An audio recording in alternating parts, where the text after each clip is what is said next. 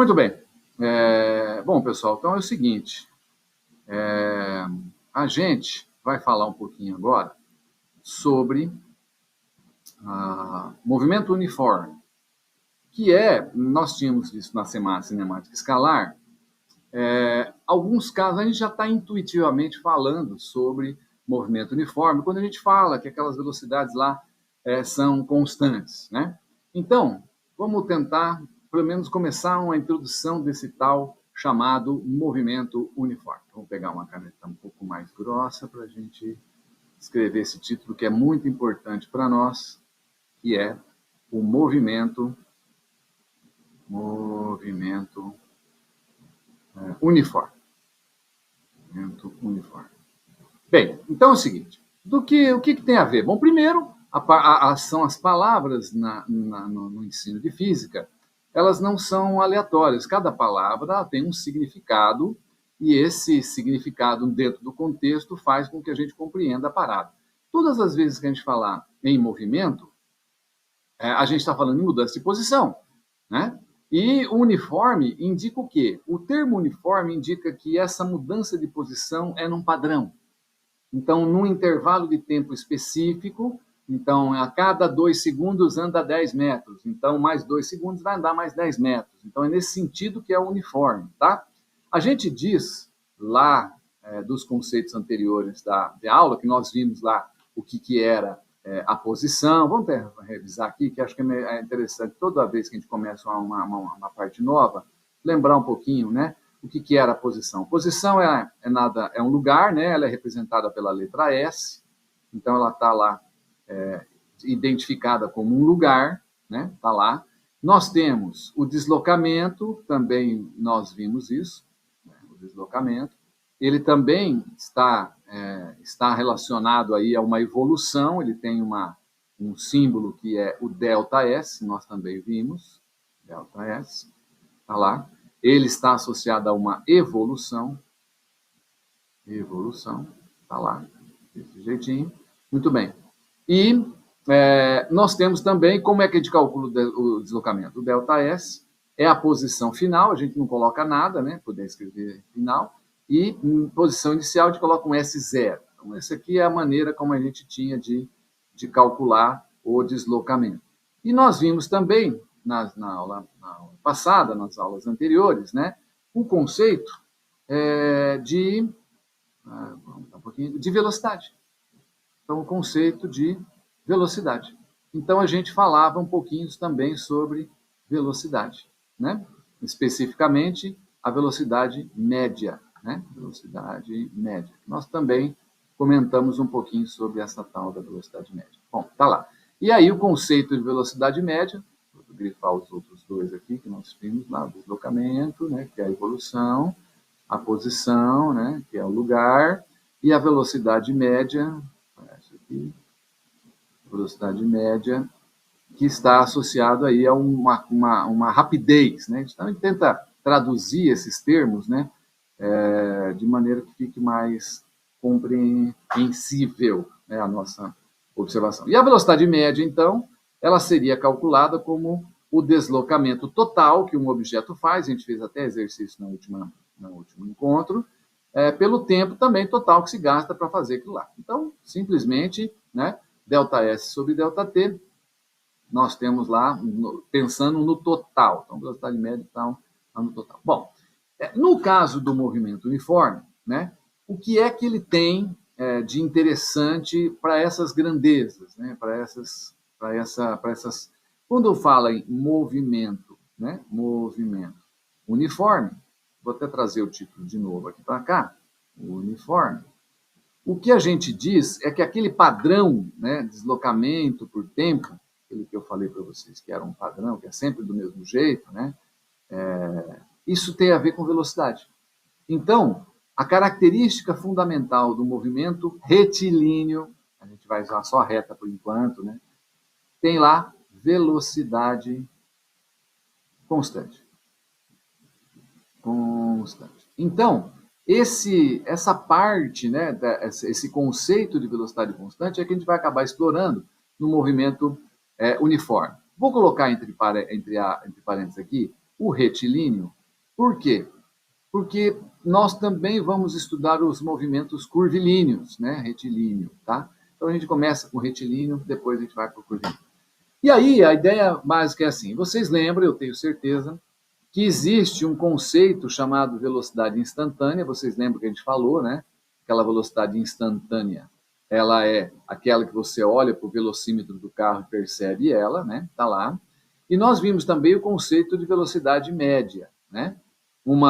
Um jeito de calcular essa velocidade instantânea, a gente via que a velocidade instantânea era calculada como o limite, né? Uma grandeza do cálculo, o limite do deslocamento pelo intervalo de tempo, quando esse intervalo de tempo tende a zero. Ou seja, um intervalo de tempo tendendo a zero, você está pensando em um determinado segundo específico, né? Então, do 10 até 8, de 9 até 8, 9,5 até, desculpa, de 9 até 10, 9,5 até 10, 9,8 até 10. Então, você está tendendo a zero, mas tendendo ao número 10. E a velocidade média, né, como a gente calculava lá, é o espaço, né, todo espaço em um certo tempo. O que acontece? Se a velocidade ela é constante, então toda a velocidade instantânea é sempre a mesma, ela não muda. Então o que a gente tem aqui? A gente tem uma igualdade. Então quando a gente fala do movimento uniforme, ele tem uma característica que, embora o cálculo da velocidade instantânea seja diferente do cálculo da velocidade média, para o movimento uniforme, cuja velocidade é constante, eu posso dizer que esses dois cálculos dão na mesma. E como a gente não sabe calcular a derivada, o limite, o que a gente diz, então, que daqui por diante, a velocidade no movimento uniforme é a maneira mais fácil de calcular, que é ΔS sobre ΔT. E aí, válido daqui por diante, todos os atributos, transformação, o que for que vocês quiserem, todos os atributos relacionados aí à fórmula da velocidade, ela está valendo aqui do mesmo jeito. Transformação, quilômetro por hora, metro por segundo, tal. Então, sempre, esse é o conceito inicial do movimento uniforme, onde o cálculo da velocidade instantânea e da velocidade média acabam se tornando os mesmos, né? Então, aqui são equivalentes, né, nessa condição de movimento uniforme, eu vou colocar aqui, ó, nessa condição de ser um movimento uniforme, são equivalentes às fórmulas de calcular. Beleza? Bom, a partir daí, o que a gente vai fazer agora é mostrar como é que a gente pode fazer a mesma coisa através de uma fórmula, mas melhorando um pouquinho a maneira de apresentação. Então, eu vou colocar aqui para vocês, vamos começar a falar, de um negócio chamado de função horária. Função horária. E aí vocês vão entender por que a gente precisa dessa função horária. Função horária da posição, né? Porque, como é uma sentença matemática, então a gente vai pensar na posição mudando com o tempo. Já que a velocidade não muda com o tempo, né? Isso é uma característica do movimento uniforme, né? Vou colocar assim, função horária da posição. Essa mudança de posição ela é gradativa, ela é sempre num padrão, né? Então ela muda com o tempo. E para a gente chegar nessa função horária, como é que a gente deduz? Então ela é muito tranquila, porque a gente parte do conceito de velocidade, que é o ΔS sobre o ΔT, que a gente viu lá logo acima aí, tá lá, e a gente vai transformar esse V igual a ΔS sobre ΔT em sentenças que a gente já conhece. Então, por exemplo, o ΔS o que é? Posição final menos a posição inicial. E o ΔT é o tempo final, uma variação de tempo, menos o tempo inicial. Olha lá.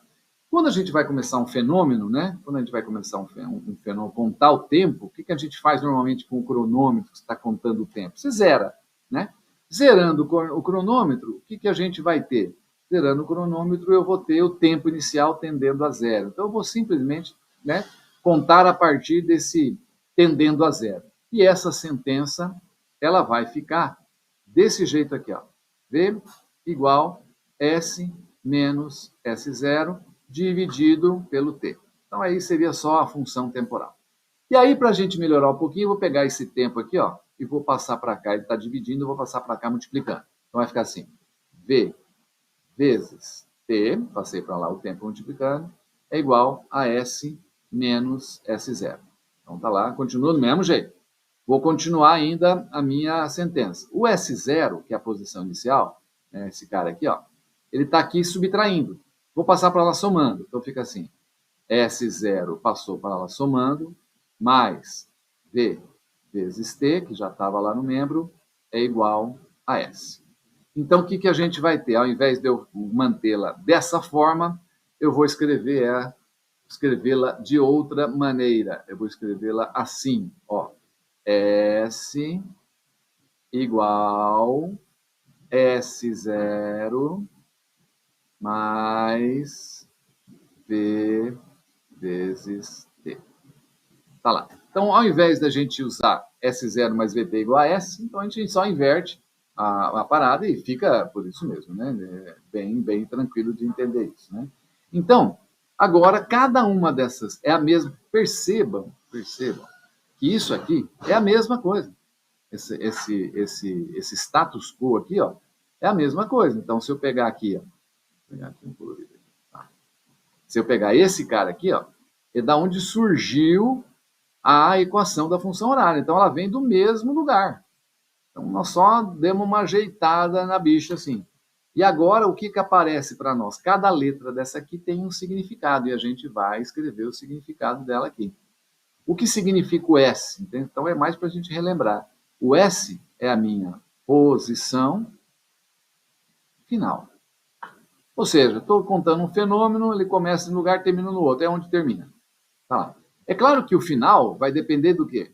Vai depender do tempo, né? Considerado. Então, aí o tempo, ele pode ser 1 segundo, 2 segundos, 3 segundos, o que eu quiser. Então, o tempo é variável aqui, né? Então, o tempo aqui, ó, ele é variável.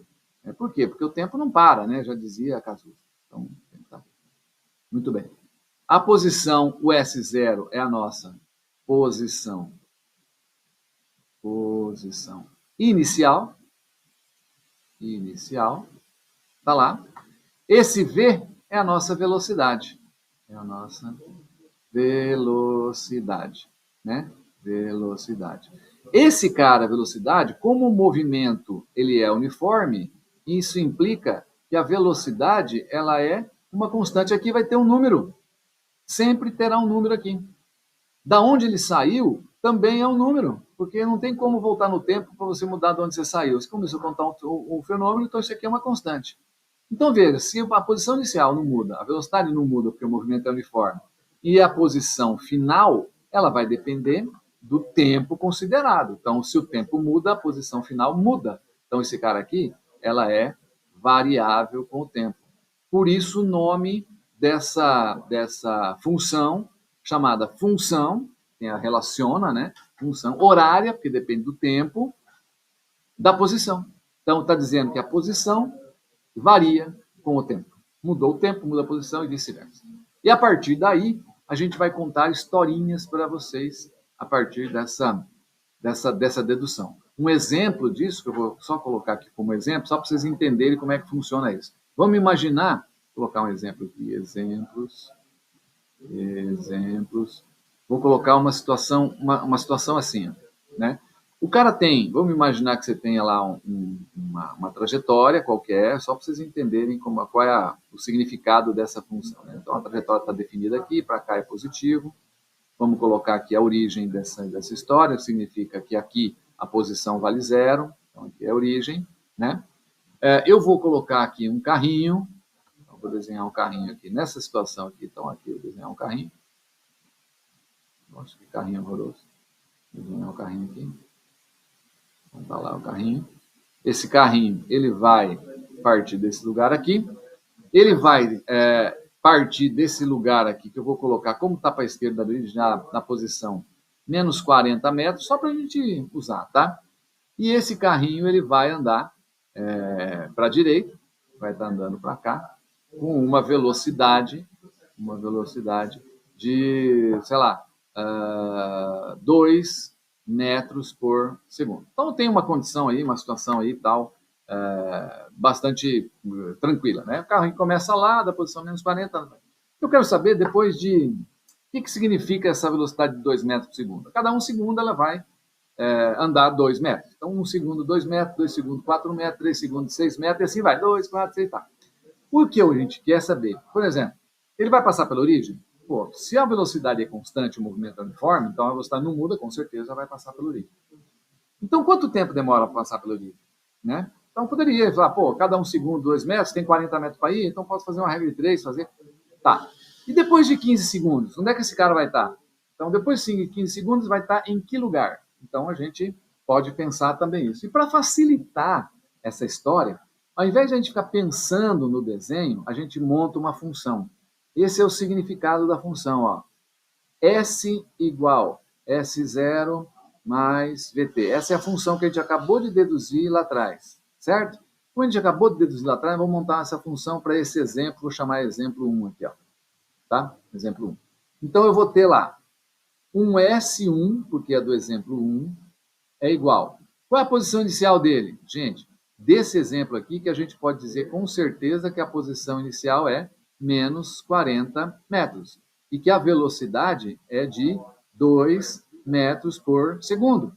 Então, é um movimento progressivo, cuja velocidade começa a menos 40. Então, S1 vai ficar lá, menos 40, que é a posição inicial, mais velocidade 2 vezes o t.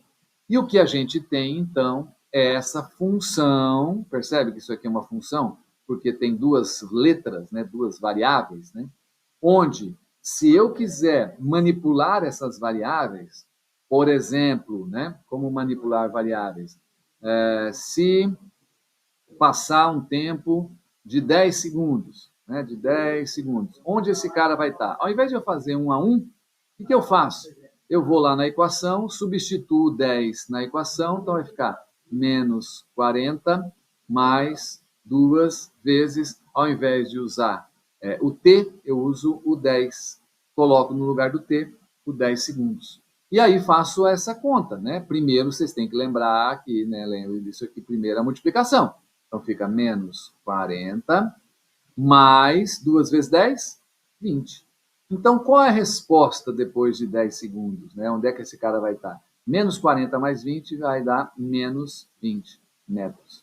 O que se a gente olhar no desenho, né, dá para ver certinho. E isso aqui, ó, olha lá no desenho. Ó. Depois, se ele começa no menos 40, depois de 10 segundos, ele vai estar mais ou menos aqui, né? Ele vai estar mais ou menos nesse lugar aqui no menos 20, ó. No menos 20 metros aqui, ó. Então, ele ainda nem passou pela origem ainda, né? E se ele pedisse quanto tempo para passar pela origem? Então, isso aqui seria um tipo de pergunta, né? Isso aqui seria um tipo de pergunta, só para a gente entender. Ele poderia perguntar quanto tempo para passar pela origem. Então, aqui, cada vez que o cara falar, a pessoa fala assim, passar pela origem, o que significa? Passar pela origem. Todas as vezes, não é só no movimento uniforme, não. Os outros movimentos, uniformemente variado, tudo. Passar pela origem significa assumir um S igual a 0 metros. Esse é o conceito maior do passar pela origem. Vou até frisar isso aqui é importante para nós. Todas as vezes que falar em passar pela origem, a gente vai ter lá um S igual a 0, tá? E aí fica fácil, se eu usar a função, fica fácil. Qual função, né? Essa que nós acabamos de deduzir aqui do carrinho, menos 40 mais 2t, então vou repetir ela aqui. Então tá lá, S igual a menos 40 mais 2t, tá lá. E para o S igual a 0, a gente coloca no lugar do S 0. Então fica S igual a menos 40 mais 2t. Tá lá. Esse menos 40, ele está subtraindo, passa para lá somando, então fica mais menos 40, mais 40, né? Então passa adicionando, passa somando, e aí fica 2t. Lembrando que o que muda é a operação. E o 2 está multiplicando aqui, vai passar dividindo. Então fica 40 dividido por 2 é igual a t. O que eu acabei descobrindo é o valor do t. Então, se 40 sobre 2, que é 20, é igual a t, o t é igual a 20 segundos. Meio óbvio, né? Porque a gente tinha visto que em 10 segundos ele estava na posição, né, como a gente viu ali, ó, em 10 segundos ele estava na posição menos 20. Então, ele passa pela origem após 20 segundos.